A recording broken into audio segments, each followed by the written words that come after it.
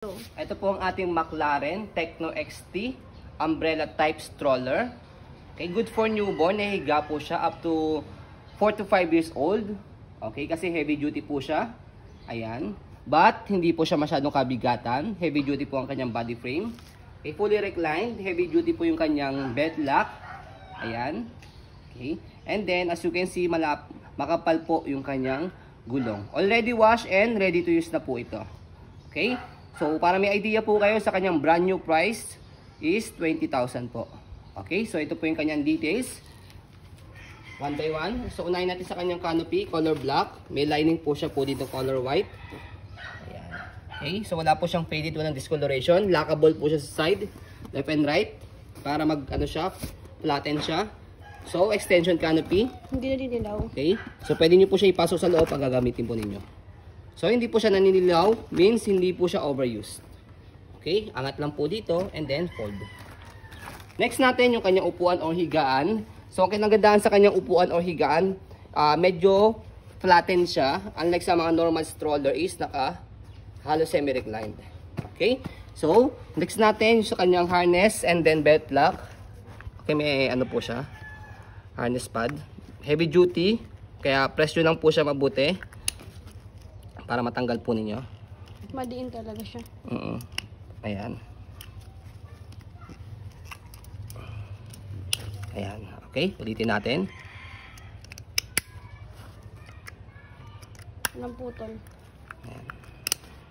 Okay, wala po yung putol. Yun yung kinagandaan sa McLaren na belt lock dahil heavy duty po siya. Secure na secure si baby and hindi po siya mapipindot ni baby. Okay, yan. So, next, yung kanyang footrest, tapakan po ng paa. Ayan. And then yung kanyang gulong, makapal, hindi siya pudpod. Easy to maneuver, nag-swivel. Kung gusto niyo po siyang one way lang, tatapat nyo lang po dyan, and then baba. Kailangan nakalock siya. Okay, ang purpose po niya, yan, pag i-heli si baby, hindi na siya nag-swivel. Okay, so, babaan nyo lang po ulit siya. Yan. May tutunog naman po doon indication na nakaangat na siya. Yan, matigas. Okay, so kailangan talaga ng power. Yan. Okay. So next, ang kanyang body frame. Black na black po yan. Okay. So meron po siyang lock po dito mamaya. Ilalak po dito yan kapag i-fold para makita nyo na po dito sa side. Yung kanyang gulong sa likuran. Okay na okay. Stopper. Tapakan nyo lang po ito. Kahit isa lang. Bababa na po yan parehas. Angat lang po para mag-go. Next natin is yung kanyang likod. Meron siyang pocket, dalawa. Yan. Sa kabila din. Okay. And then next, para makita po ninyo sa likuran, yung kanyang basket. Ayan. Okay. So kapag ka naman po iuupo po, ihiga po siya, iuupo. Itong side na to, left and right side, aangat nyo po yan. And then, pag angat yung ganyan, baba nyo lang po siya. Pwedeng kalahati lang, as semi-reclined. Pwedeng hanggang pinakasagad niya, higang-higa po siya. Okay? So, yan. So, ayan po siya kapag nakahiga. Mahaba. Okay? Kapag naman po, iuupo po ninyo, again, same lang din, angat, tapos push pabalik. Angat, tapos push pabalik. Yan. Sige, taas nyo lang hanggang doon, hanggang sa mag-lock na siya. Yan. Okay?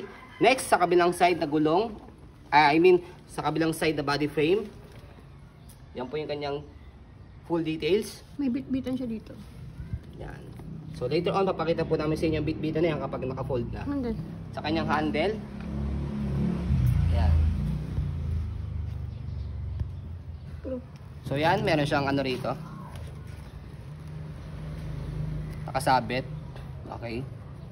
Pwede sa sakyan, pwede sa bangka, sa barko, train, eroplano. Okay. So yan. So, i-stroll muna natin bago natin i-fold para makita po ninyo na wala po siya issue.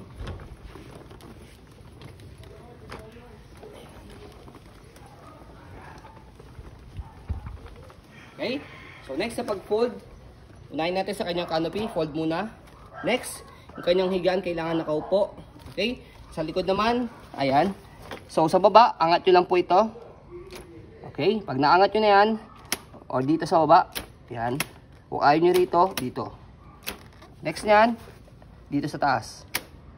Okay. Okay? Kapag parehas na angat nyo na po yan, pwede nyo na po siyang unti-unti ibaba.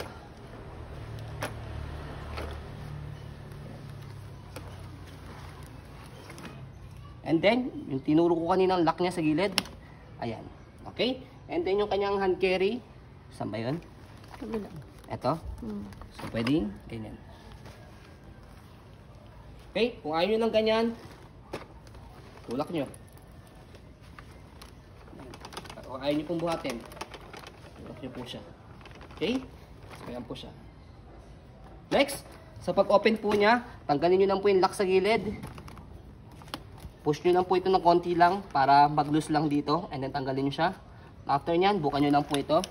Pag nabukan nyo na pong ganyan yan, tapakan nyo lang po dito, pababa. Huwag automatic, mag-straight po yan. Indication na, nakalak na po siya. Okay?